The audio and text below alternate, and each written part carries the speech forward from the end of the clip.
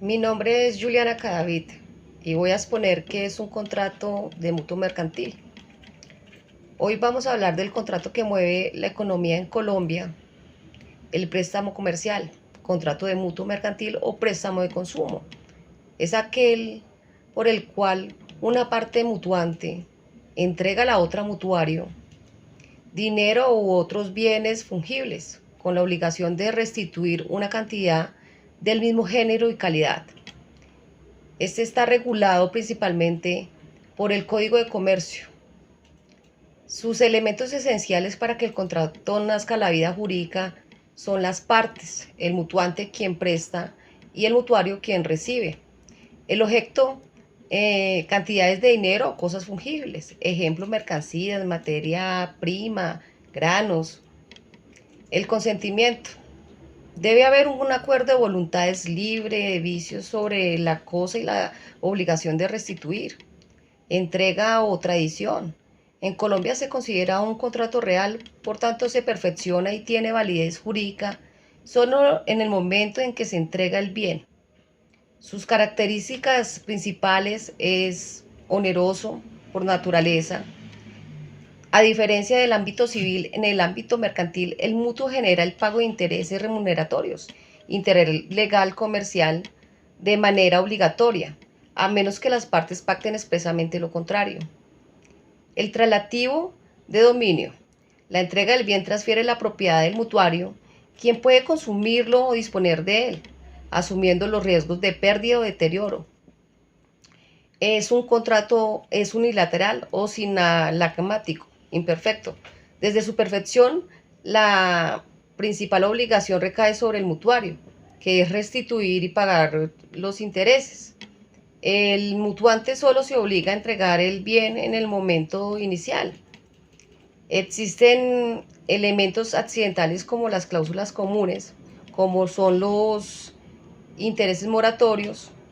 Estos se cobran como penalidad en caso de incumplimiento en los pagos, limitando por la tasa de usura vigente, la que está certificada por la Superintendencia Financiera. Hay un plazo de restitución y una fecha para devolver el dinero o los bienes fungibles. Están las garantías.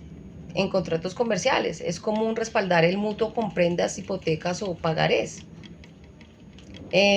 ¿Dónde está regulado? Este se rige pues principalmente por el Código de Comercio de Colombia en los artículos 1163 y 1169. También cuando existe, digamos, un vacío legal, que el Código de Comercio no aclare, la ley colombiana nos manda a revisar el Código Civil, el artículo 22, 21 y siguientes. Hay elementos que jamás pueden faltar, los cuales son la identificación, quién es, nombres, cédulas, NIT, domicilios, el objeto, cuánto dinero exacto se va a prestar o qué mercancía se entrega. Está el plazo, cuándo y cómo se va a devolver, en un solo pago, en cuotas mensuales, ¿sí? Los intereses se deben fijar, sean intereses corrientes por el uso del dinero y los moratorios por si se cuelgan los pagos. Estos intereses nunca pueden superar la tasa de usura que certifica mes a mes la Superintendencia Financiera. Cobrar más de eso es un delito en Colombia. Hay unas garantías de respaldo. Es opcional. En montos altos siempre se amarra el contrato a un pagaré, una prenda, una hipoteca para asegurar que paguen. Existen diferencias con figuras similares, por ejemplo, el contrato mutuo mercantil y el comodato, que es de préstamo de uso. El mutuo, su naturaleza sería los bienes fungibles, o sea, el dinero, y en el comodato son bienes no fungibles, como cuerpo cierto. En cuanto a la transferencia de la propiedad, en el mutuo sí se transfiere el dominio, en el comodato no se transfiere, acá sería solo el uso. En cuanto a la restitución, En el mutuo serían otras cosas del mismo género y en el comodato la misma e idéntica cosa recibida. En el contrato de mutuo es eminentemente oneroso y en el comodato es esencialmente gratuito. Se trae a colación la sentencia SC 832 del 2019, cuyo problema jurídico es que un deudor demandó a un banco pidiendo la resolución, o sea, la anulación de un crédito hipotecario, alegando que el banco le cobró intereses excesivos y sistema de usura. ¿Cuál fue la decisión de la Corte? La Corte le dio la razón al banco en la forma, pero dejando advertencias muy serias a favor de los usuarios financieros. Primero, que no puede resolverse un préstamo, el mutuo crédito es un contrato unilateral, el banco pues cumple su parte al entregar el dinero, a partir de ahí solo el deudor tiene obligaciones. Si el banco cobra además, el deudor pues debe pedir una reliquiación de devolución de lo pagado, pero no la resolución del contrato. El paz y salvo no ampara abusos, aunque el deudor haya pagado todo el crédito y el banco le haya devuelto el pagaré. Conserva el derecho a demandar si demuestra que el banco le cobró de más en el pasado. En conclusión, pues el demandante perdió el caso porque equivocó la acción jurídica, pidió resolución en vez de la reliquidación. Pero la Corte ratificó que los bancos pueden ser demandados incluso después de pagado el crédito, si cometieron abusos. Asimismo, traigo un caso concreto del contrato de mutuo, teniendo en cuenta lo antes expuesto. Ejemplo, entre las partes el mutuante Mauricio A y el mutuario Diana M suscriben un contrato de mutuo mercantil el 1 de junio del año 2026, donde la mutuaria es comerciante, dueña de un establecimiento de comercio denominado, qué sé yo, Marín, en el cual está legalmente constituido e inscrito en la Cámara de Comercio de Medellín.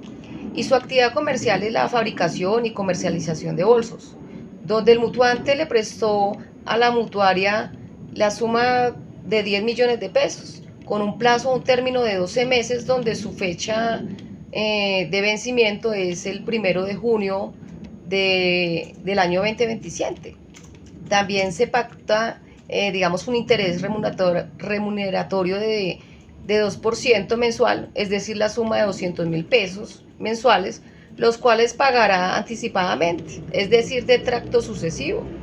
Contrato pues que se perfecciona mediante la entrega real del dinero vía transferencia, digamos, electrónica o bancaria. Además, cumplen plenamente con lo señalado en el artículo 1502 del Código Civil, donde tienen las partes la capacidad legal, el consentimiento libre de vicios, la causa y el objeto son lícitos, y que para garantizar el cumplimiento en el contrato se incluyó 4 herramientas importantes.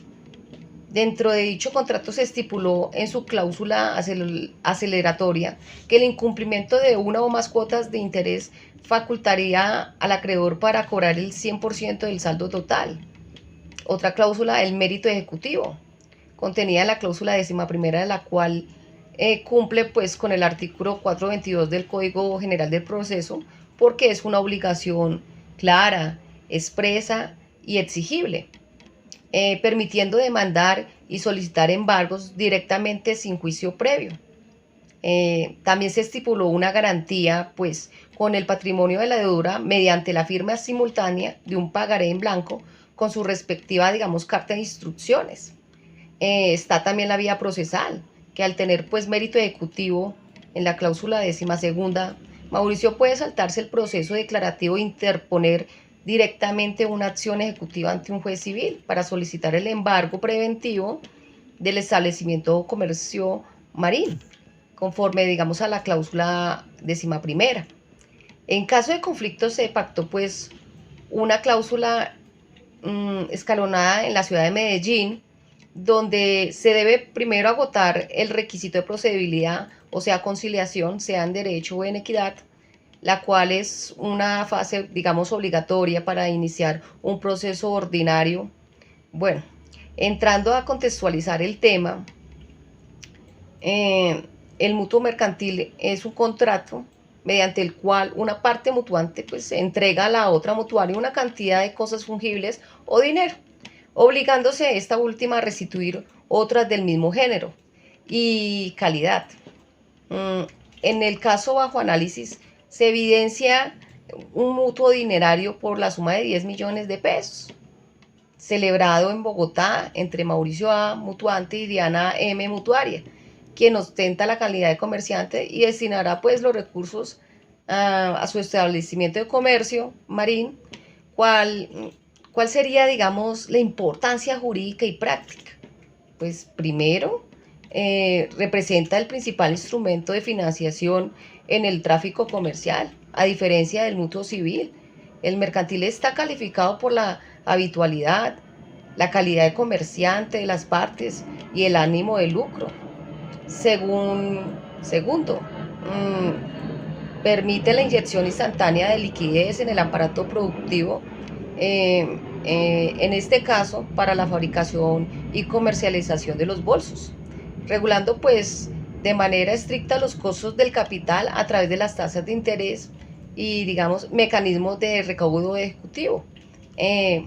Para el caso concreto, y hablando pues hipotéticamente, digamos que llegó el día 5 de noviembre del año 2026 y la mutuaria Diana M incumple con el pago pues mensual anticipado de los intereses por la suma de 200.000 pesos. El mutuante Mauricio, al verificar que pasaron pues los primeros 5 días del mes sin recibir el reporte, digamos en su cuenta Colpatria o X, donde haya sido, decide demandar invocando la cláusula aceleratoria para cobrar los 10 millones de pesos de capital y los intereses adeudados. Entrando a un análisis jurídico y aplicación pues de este tema, ¿cuál sería la mora automática? Pues conforme a la cláusula novena y el artículo 885 del Código Comercio, Diana quedó constituida en mora el día 6 de noviembre sin necesidad de que Mauricio la requiriera jurídicamente. Hay una activación de la cláusula aceleratoria. Esta está contenida en la cláusula décima. Esta faculta expresamente al mutuante a dar por extinguidos los plazos pendientes ante el incumplimiento de una sola cuota de interés. Está la vía procesal, que al tener pues mérito ejecutivo, cláusula décima segunda, pues Mauricio puede saltarse un proceso declarativo e interponer directamente una acción ejecutiva ante un juez civil para solicitar el embargo preventivo del establecimiento de comercio marino. Conforme a la cláusula décima primera, hay unas posibles soluciones. Está la vía de autocompositiva, cláusula octava. Antes de que el juez dicte, digamos, un mandamiento de pago, las partes están obligadas por la cláusula compromisoria a intentar una conciliación, sea en derecho o sea en equidad, en la ciudad de Medellín, para pues renegociar el plan de pagos. En la vía procesal, pues si fracasa la conciliación, el conflicto se resolverá ante un tribunal de arbitramiento de la Cámara de Comercio de Medellín, donde Diana podrá pues excepcionar si demuestra que el cobro del 2% mensual superó la tasa de usura en dicho mes. Pero se debe tener en cuenta que como las sumas serían de mínima cuantía, lo idóneo sería que se intentara la conciliación en equidad. En conclusión, el contrato analizado es un modelo típico de mutuo mercantil que entrelaza con precisión las normas del Código de Comercio, que es la onerosidad, intereses, con el Código Civil, que son los requisitos de la validez y el perfeccionamiento real. Las herramientas como el pagaré en blanco, la cláusula aceleratoria y el mérito ejecutivo blindan la posición jurídica del mutuante frente al riesgo de una contraparte en el incumplimiento. Bueno, espero que haya sido de su agrado, que estén muy bien. Hasta luego.